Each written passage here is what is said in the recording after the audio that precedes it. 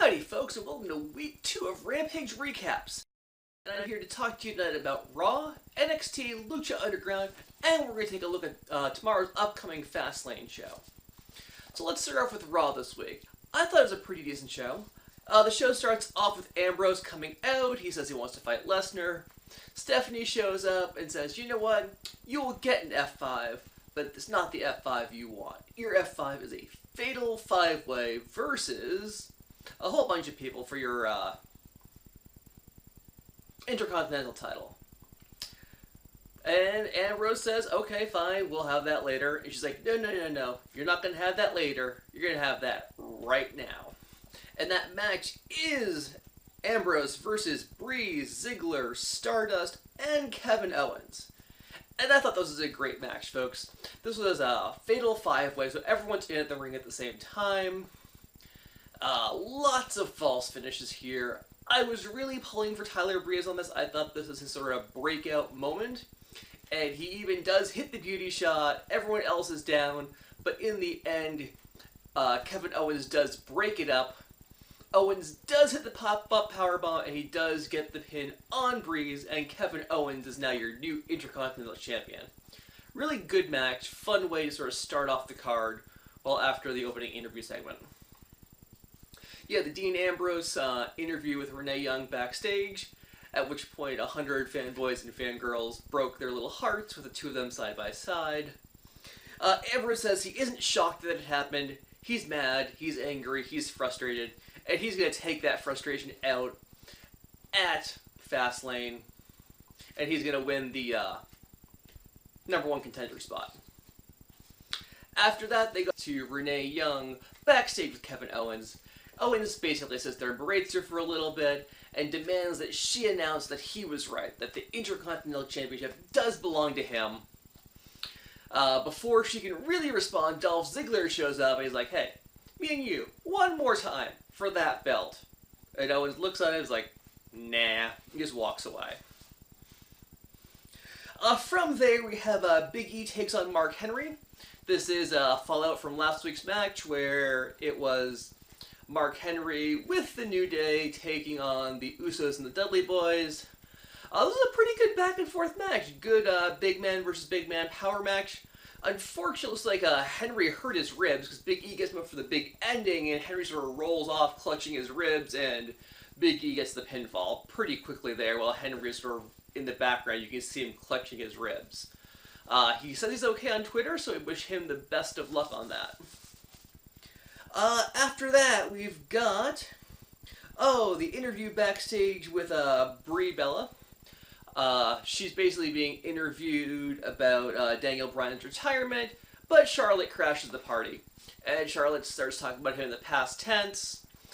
Brie Bella gets upset by that, saying he's the greatest ever. Not that he is the greatest period, not the greatest ever. Charlotte gets all sort of offensive, like, well, he's not dead or anything, but... And they go back and forth for a little bit, to which point Brie Bella does attack her, and basically drive her out of the ring, and we do see Brie Bella standing tall at the end. We also did get my favorite line of the entire evening from there. Charlotte does make the joke that Brie Bella and Daniel Bryan will have wonderful, and I quote, goat-faced vegan babies. After that, we go to AJ Styles, who's taking on The Miz. Great back and forth match there. I am super impressed with AJ Styles at this point. He's adapted to the WWE style. He's slowed down just like a half step to sort of not be out of pace with everybody else, but he's still bringing what makes him AJ Styles to these matches. We have Chris Jericho on commentary for this one. In the end, AJ Styles does get the win with the calf killer. Calf crusher at this point. It's not the calf killer, calf crusher. And AJ Styles does challenge Jericho for a match at Fastlane, and Jericho says, well, you know what? I'll answer that on SmackDown. Spoiler alert, he accepts the match on SmackDown. From there, we have a nice promo by the Dudley Boys, basically claiming they are not a nostalgia act. They are not going to be remembered by a single piece of furniture. They will be. They're getting remembered for tables. But I think this is a great moment for them. This is great heel heat for the Dudley Boys for not using the table. The same way a few weeks ago, the New Day, when they came out with the trombone, and they wanted Xavier Woods to play it, and he was like, no, that's too good for you guys. I think this is great. They're sort of they're focusing in on what's getting them heel heat, and what's going to get them even more heel heat is not playing to the crowd. After that, we had Summer Rae taking on Paige, in what was a much better match than I was expecting it to be. We are seeing Summer Rae much more like we saw her at NXT, so this was a really fun match to watch those two go. And in the end, Summer Rae wins with a surprised quick roll-up. Pretty cool. Paige is shocked. We're all shocked. Where is this going? We don't know. We'll tune in next week to find out. And that's why they write it like that. After that, we have Paul Heyman comes out. Awesome Paul Heyman promo. He comes out, he pontificates, and basically calls out Roman Reigns. He looks Roman Reigns in the face and basically says, you have two choices. You can either go out there and you can win the title, or you can be friends with Dean Ambrose. You can't do both. Reigns says he can and he will. Look at that, catchphrases. At that point, Heyman leaves. The Dudley Boys show up. They attack Roman Reigns, and Dean Ambrose comes in for the save. They clear the Dudley Boys, and he hooks Roman Reigns with dirty deeds, but doesn't hit the move. With the moment, like, hey, I could have done that. And then they both pause, and they look up at the WrestleMania sign. Really cool moment there. I liked that. After that, we have Heath Slater taking on Zack Ryder. And the one-man band and the Social Outcast does beat Zack Ryder. Sorry, Zack. I want Ryder on TV, Ryder or Riot. I've been a fan since day one. But man, it hurts to watch him losing to Heath Slater on Raw. But at the same time, isn't Zack Ryder the original Social Outcast at this point? He was the first one on Twitter. He was the first one on YouTube. Z True Long Island Story was amazing. But at this point, it gets him jumping out to the guys who are now popular on social media. We'll see where this goes. I'm hoping this either opens the door to bring him in, or this is the start of some sort of a feud for him. At the same time, I'm pretty sure Mojo Rawley and him are probably coming up to Raw as soon as the Hype Bros, as they've been on the road with the Raw team. So fingers crossed we see that soon. After that, we have the League of Nations taking on the Lucha Dragons and Neville. Del Rio does get the win on this one. He actually hits the double foot stomp on Kalisto, but this time, instead of it being sort of trapped in the corner, he's hung up on the middle rope between the two turnbuckles, and Del Rio leaps from the turnbuckle and hits the double foot stomp in the middle. I thought that was a much cooler version of the move. I'm still less sold on any finisher that requires you to be hung up in the ropes for it to be executed, but there's a lot of creative ways you can get someone into the ropes. After that, we have Becky Lynch taking on Naomi. This is another good back and forth match. I'm going to say everyone in the whole card's been stepping it up this week. In the end, Becky Lynch does get the win with the disarmer, but Naomi hits this really cool sort of series of kicks. They're almost sort of like showgirl high kicks. Left, right, left, right, left, right. And I think they called it a neon barrage on TV due to the lights on her shoes. Pretty cool to see. After that, we do get our main event of the evening. It is Big Show versus Braun Strowman. Wyatt's cut this really creepy promo to start it all off. And afterwards, Big Show comes out, back and forth match. Strowman is in the lead. Big Show starts to come back and get an advantage, and the Wyatts all pour into the ring and basically mug him. At that point, Ryback's music hits. Ryback comes out. He starts getting beat down. So the pillars at the ringside erupt with pyro, and Kane breaks his way, cutting through the mat, crawls up, and the three of them drive the Wyatts out of the ring. Wyatts are backing up on the entrance ramp. Kane hits the infamous cue, and boom, fire erupts from the stage, and we close Raw. I'm not sold with Strowman and Big Show being the main event on Raw, but we'll have to see where it all goes. But back to rings. From there, we're going to look at NXT. We opened up the show this week with Enzo, Big Cass, Jordan and Gable taking on Blake, Murphy, Dash, and Dawson. So basically your 4 major contenders, your heels and your faces for tag teams, battling it out. Enzo and Cass did their normal spiel as they come out. A little more edge, a little quicker at this point. Sort of representing their new attitude, which I thought was really cool. Jordan and Gable went from their sort of red and gray attire to now being neon. It looks like they went back in time with Marty McFly and sort of stole all of the 80s neon. I don't know, it's not the most appealing, intimidating look, and it also doesn't really embrace their Olympic heritage which they're talking about. But it's not really a bad look either, just unexpected. In the end, the good guys do win. Enzo, Cass, Jordan, and Gable do emerge victorious. I thought it was a great series of moves where Jordan and Gable hit their finisher. The sort of backdrop into the bridging suplex.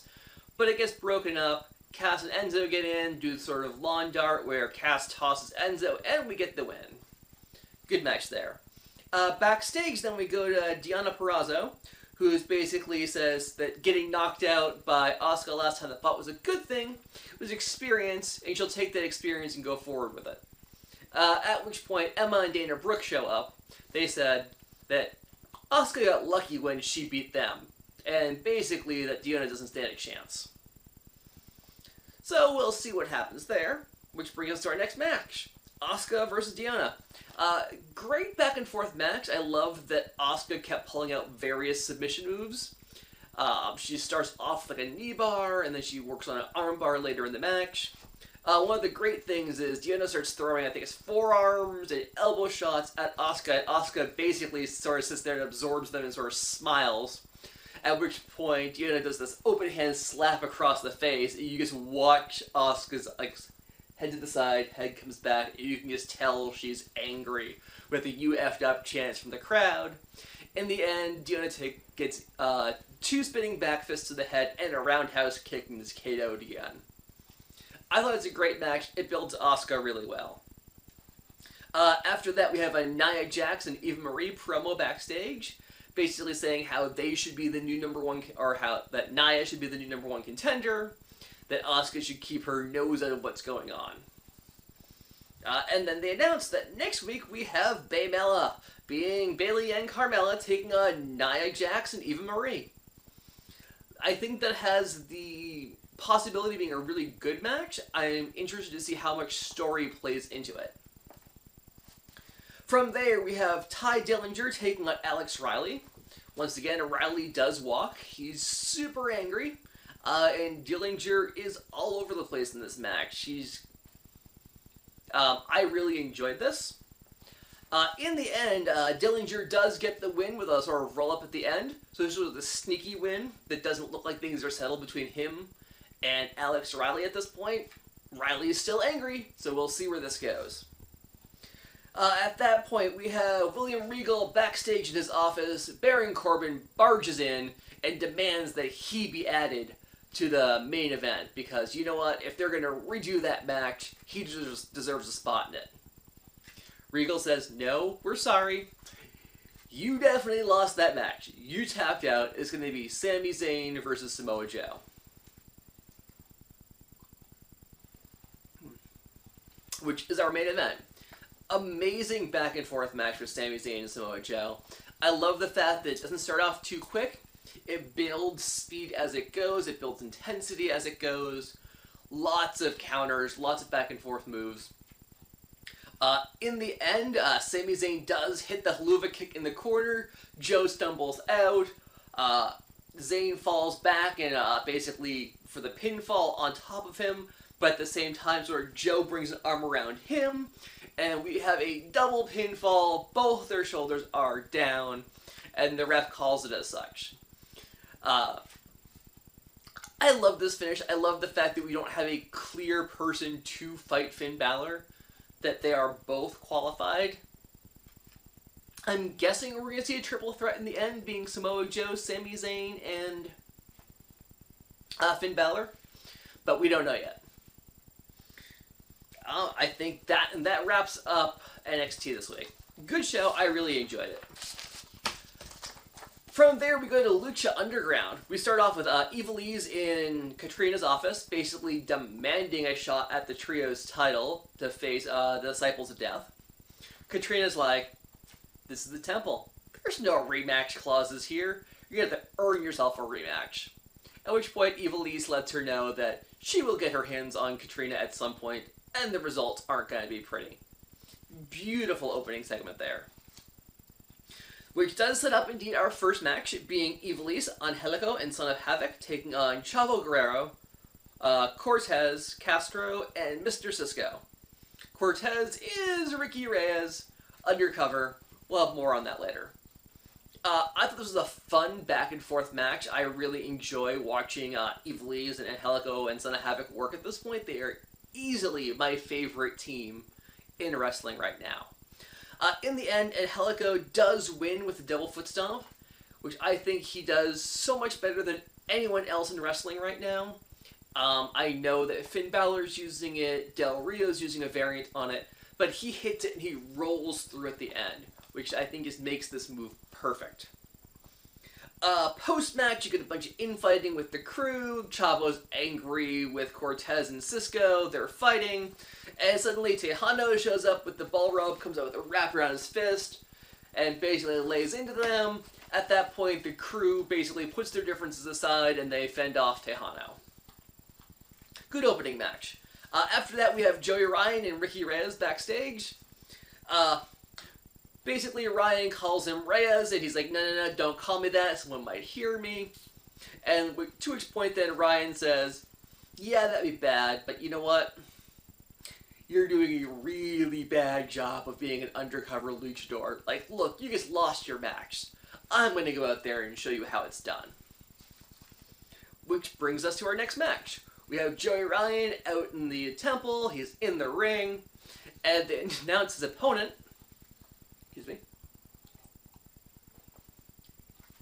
And his opponent is Brian Cage. This was an amazing match. It's actually the first full-length Joey Ryan match I've seen. I've seen clips online before, but I've never seen a full match until now. Great back-and-forth match. In the end, Cage picks him up in the suplex, holds him there, and drops him into a sit-out pile driver. He hits the old Scott Steiner screwdriver on him. That was brutal. And he does get the win with that one. So I'm guessing Reyes will have something to say to him next week about that.